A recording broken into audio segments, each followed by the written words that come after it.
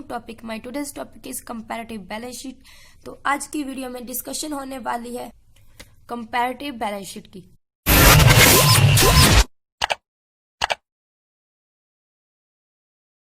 इसका theoretical portion जो comparative balance sheet है, प्रीवियस वीडियो में मैंने डिस्कस किया था कि कंपैरेटिव बैलेंस शीट क्या मीनिंग कैरी करती है एंड ये क्यों बनाई जाती है, इनको बनाने का क्या मोटिव है, ये डिस्कशन किया था मैंने प्रीवियस वीडियो में। ये डिस्कशन की थी मैं प्रीवियस वीडियो में एंड मैंने कंपैरेटिव बैलेंस शीट की एडवांटेजेस भी बताई थी कि जब हम कंपैरेटिव बैलेंस शीट बनाएंगे तो इससे हमें क्या एडवांटेजेस मिलेंगे। क्योंकि जब भी कोई पर्सन कोई काम करता है वो किसी फायदे के लिए करता है। मीन्स एक कंपनी जब अपनी बैलेंस शीट्स को कंपेयर करेगी दूसरे बैलेंस शीट से, तब वो किसी कारण के लिए करेगी। मीन्स अगर हम अपनी बैलेंस शीट को अगर आप बिजनेस करते हो कोई, अगर आप अपनी बैलेंस शीट को प्रीवियस ईयर की बैलेंस शीट के साथ कंपेयर करते हो, तब आपको एक जो पता लगेगा कि आपका जो ऑपरेशन है, आपका जो काम है वो इफिशिएंसी में चल रहा है, जहाँ आपके वर्क में कुछ कमियां हैं, इसे करके आपको अच्छा काम नहीं हो रहा है। तो जो हम कंपैरेटिव बैलेंस शीट हमें बहुत सारे एडवांटेजेस देती है जिसकी हमें हेल्प मिलती है। तो ये है कंपैरेटिव बैलेंस शीट का फॉर्मेट जे मैंने प्रीवियस वीडियो में भी डिस्कस किया था। कंपैरेटिव बैलेंस शीट का परफॉर्मा 1 by 1। अगर आपको एंड क्लियरली समझना है कि कंपैरेटिव बैलेंस शीट का परफॉर्मा कैसे ड्रॉ होता है एंड इसमें जो आइटम्स आपको देख के डर रहे हो कि कितने आइटम्स है, तो आप मेरे प्रीवियस वीडियो वॉच कर सकते हो, ऊपर लिंक मिल जाएगा, इससे आपको हेल्प मिलेगी। तो अब देखते हैं इस वीडियो में। तो अभी तक तो यही बता रही थी कि कंपैरेटिव बैलेंस शीट का मैंने थ्योरेटिकल पोर्शन कंप्लीट कराया, बट अब मैं न्यूमेरिकल पोर्शन कवर करूंगी जो इसका है। इसका फर्स्ट क्वेश्चन है कि Following are the balance sheet of Rachna Limited as 31 March 2016 and 2015। जहां पर हमें पर्टिकुलर्स दिए हुए हैं, ईयर दिया हुआ है प्रीवियस ईयर, करंट ईयर। जो आइटम्स जहां हमें इन्होंने कहा हुआ है कि तो जब आप कंपैरेटिव बैलेंस शीट बना रहे होंगे तो आप क्या करो, फर्स्ट काम आपका क्या होगा, आपने ऐसे परफॉर्मा ड्रॉ कर लेना है। जो मैंने लिखा है इसको झंझट में नहीं पढ़ना, जब मैं आपको बताती रहूंगी कि कैसे कैसे मैंने लिखा है। आप फर्स्ट जे देखिए, फर्स्ट कॉलम जहां बनेगा पर्टिकुलर्स का, पर्टिकुलर्स में जे आएंगे जो आइटम्स जहां लिखी हुई हैं। पर्टिकुलर्स में जे आइटम्स आएंगे, नोट नंबर, अगर कोई वर्किंग नोट बना उसका रेफरेंस हम यहाँ देंगे। तो नेक्स्ट कॉलम बनेगा 2015 का, प्रीवियस ईयर। 2 ईयर्स है। देखो कंपैरेटिव बैलेंस शीट जब हम बना ही रहे हैं तो इसका कंपैरेटिव बैलेंस शीट मतलब कि 2 सालों का कंपैरिजन होगा। इसलिए जब 2 सालों का कंपैरिजन करना होगा तो हमें 2 साल वो चाहिए जिसका कंपैरिजन करना होगा। इस जहां पर हमें 2 ईयर्स दिए हुए हैं जिनका हमें कंपैरिजन करने के लिए कहा गया है। हमें 2 ईयर्स है 2015 एंड 2016। तो प्रीवियस ईयर हो गया, जो करंट ईयर हो गया। उसके बाद लिखना इन 15 से लेकर 16 तक जो चेंजेस आया। मीन्स देखो एक हर चीज का इंक्रीज होता रहता है, मतलब कि तो इसके साथ आपको इसको क्या करना है, आगे जे वाला कॉलम जो बनेगा उसमें लिखेगा एब्सोल्यूट इंक्रीज एंड डिक्रीज। मतलब 2015 से लेकर 2016 तक जो इंक्रीज हुआ साडा, जो डिक्रीज हुआ वो हम इस कॉलम में लिखे। लाइक हमारी equity and share holder fund हमारे डिक्रीज हुए हैं तो हम इस कॉलम में लिखेंगे। इसी तरह मीन्स की जो चीज हमें क्वेश्चन में दी होगी, सम टाइम हमें फाइंड करनी होगी। जब सम टाइम हमें फाइंड करनी होगी तो उसके लिए वर्किंग नोट बनेगी, वो जो हम जहां बनाएंगे।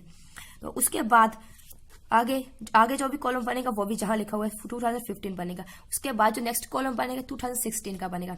उसके बाद जो कॉलम बनेगा ना, इन दोनों को माइनस करके सी करके, जे ए कॉलम है, जे है बी कॉलम, इन दोनों को माइनस करोगे तो सी बनेगा। जहां तक आपको क्लियर हो गया होगा, क्योंकि इन दोनों में जो चेंजेस है वही जहां लिखे जाएंगे। उसके बाद अब परसेंटेज में चेंज लिखना, मतलब कि बैलेंस शीट में देखो जहां हमने फिगर्स में लिखा जो चेंजेस आए, यहाँ हम परसेंटेज में लिखेंगे। जो 2015 से लेकर 2016 तक जो चेंजेस आए हैं उसको हम परसेंटेज में लिखेंगे।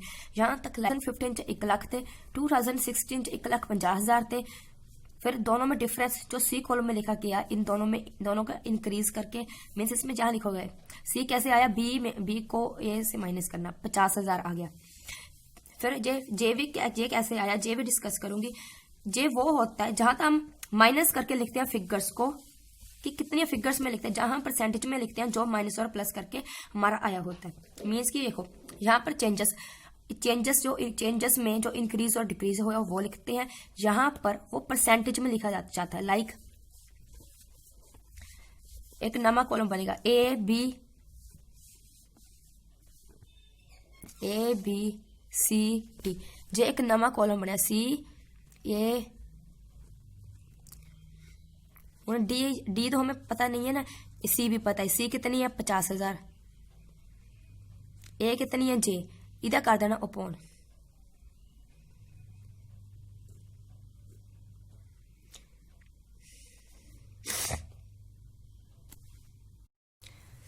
तो यहां तक तो आपने देख लिया कि हम फर्स्ट यहाँ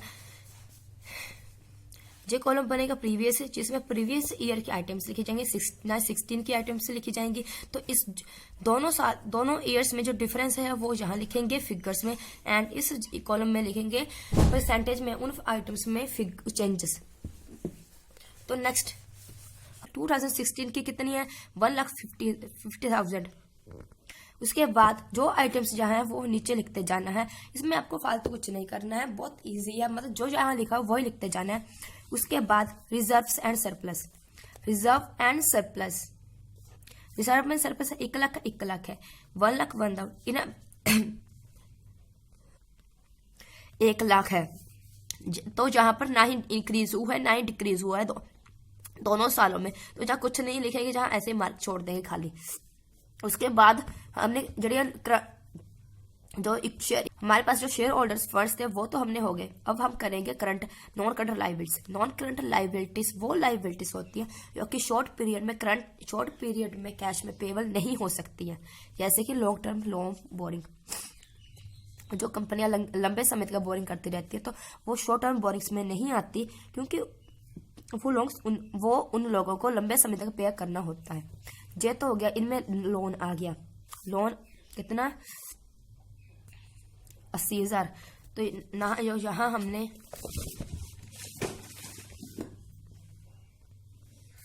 यहाँ हमने लॉन्ग टर्म बोरिंग का जो अमाउंट उन्होंने हमें क्वेश्चन में दिया था हमने लिख दिया 2,000, 80,000, इनका माइनस करके बना 60,000। उसके बाद आती है, तो जहां तक हमने नॉन करंट लायबिलिटीज, हमने वो लायबिलिटीज कवर कर चुके हैं जो कि कैश में कन्वर्ट नहीं हो सकती है। उसके आगे आते हैं करंट लायबिलिटीज। करंट लायबिलिटीज वो लायबिलिटीज जो कि शॉर्ट पीरियड में हम कैश में पेबल कर सकते हैं, उनको करंट लायबिलिटीज बोला जाता है। तो यहाँ पर करंट लायबिलिटीज कितनी थी, 50,000, 30,000, जो कि कैश में कन्वर्ट हो सकती है। 30,000, 50,000 माइनस करके 20,000। अब हमने हमारे जो लायबिलिटीज थी वो तो कवर कर ली है,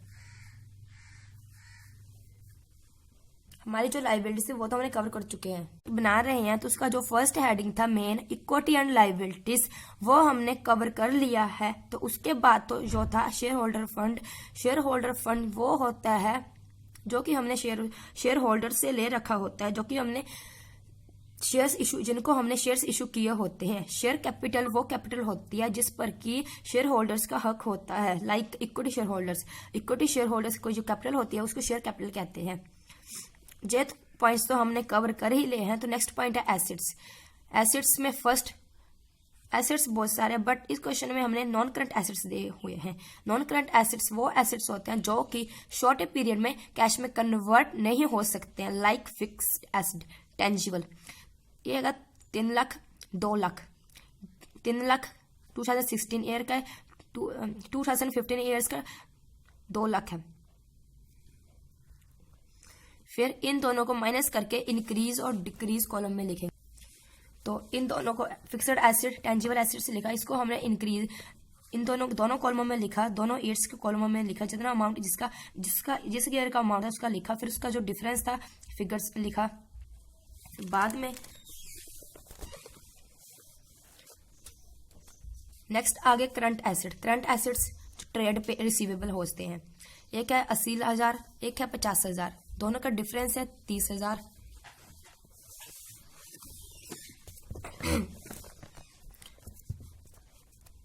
तो यहाँ पर current assets, trade receivable 50,80,000, difference है 30,000,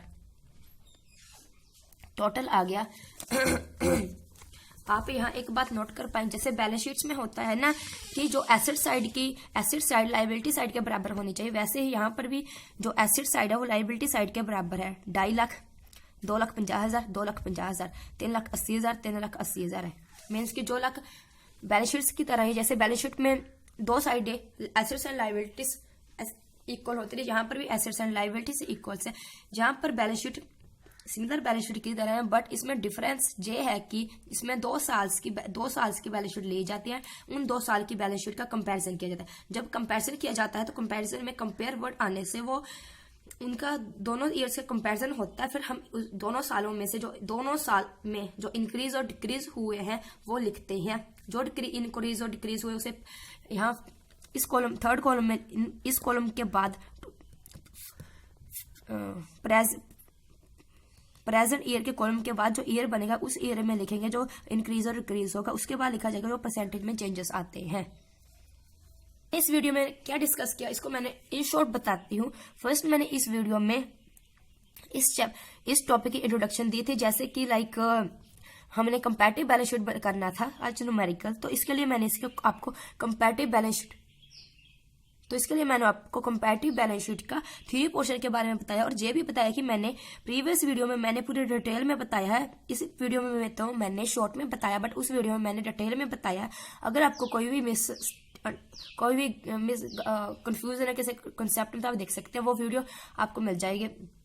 तो इस वीडियो में मैंने ये बताया था कि कंपैरेटिव बैलेंस शीट का फॉर्मेट, फर्स्ट फॉर्मेट बताया था, एंड उसके बाद कंपैरेटिव बैलेंस शीट बनाई कैसे जाती है। कंपैरेटिव बैलेंस शीट बनाने के लिए फर्स्ट हमें जो कॉलम बनाने पड़ते हैं, जिन कॉलम में particulars, first column, second note number लिखा जाता है।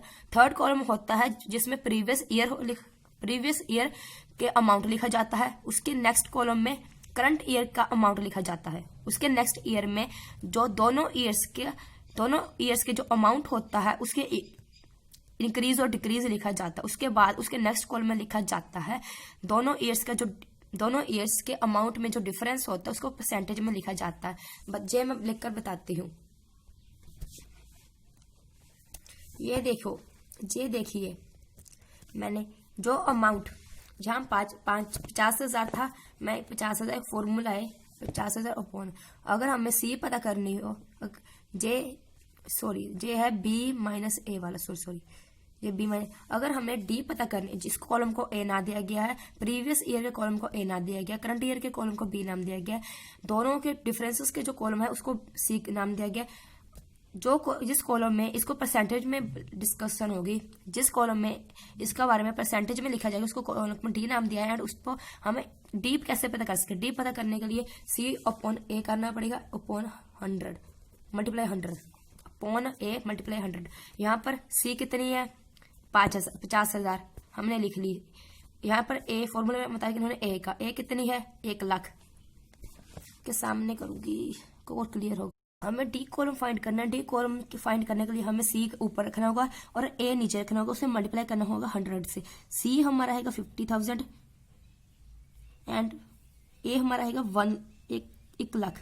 तो इसको हम सॉल्व करेंगे तो 3 0 50 रह गया। तो आप जो नोट कर पाएंगे, जे मैंने अभी आपके सामने सॉल्व करके दिया कि कैसे 50 आया, तो वही 50 जहां लिखा हुआ है 50,000।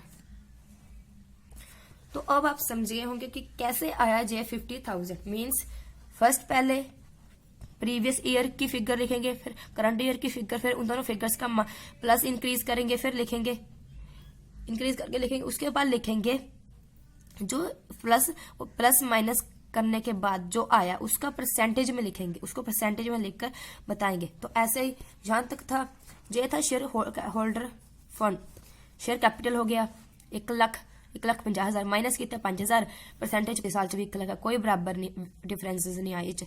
नॉन करंट लाइबिलिटीज, और लाइबिलिटीज जो कि कैश विच कन्वर्ट नहीं हो सकते, और लाइबिलिटीज है यहाँ इतने की लॉन्ग टर्म बोरिंग्स 20,000 है, तो 2016 80,000, इन्होंने डिफरेंस कितना है 60,000, परसेंटेज 300। उसके बाद करंट लाइबिलिटीज, वो लाइबिलिटीज जो शॉर्ट पीरियड में पेबल हैं। ट्रेड पेबल 30,000, इधर 50,000 माइनस किया कि 20,000 आ गया, परसेंटेज 60.0। तो उसके बाद उसके बाद क्या करें, जो इक्विटी एंड लाइबिलिटी, जहां तक हमने हमारी जितनी देनदारी है, जो हमारा जब हम बैलेंस शीट बनाते हैं तो हमारे दो साइडें हम बनाते हैं, एक लाइबिलिटी के साइड, एक एसेट्स के साइड। हमने लाइबिलिटी साइड कवर कर चुके, जो हमारी लाइबिलिटी इसकी हमने वो कवर कर ली है। गाइज हम इस क्वेश्चन में हमने जे लाइबिलिटीज दी थी, equity and liability, reserves and service, जे लाइबिलिटीज दी थी हमने वो कवर कर ली। इसके अलावा भी वो लाइबिलिटीज होती है, बट वो इस क्वेश्चन में नहीं दी गई। जो लाइबिलिटीज क्वेश्चन में है, न्यूमेरिकल मैंने कराना था, तो वो मैं इस वीडियो में मैंने कवर की। जो आगे एसेट्स कवर करेंगे हम, एसेट्स। जहां तक हमने लाइबिलिटीज तो कवर कर ली, अब लाइबिलिटीज का टोटल आया 3,80,000 एंड 2015 का टोटल आया 2,50,000। अब हम एसेट्स करेंगे। लाइबिलिटीज जो हमारी देनदारी थी, या फिर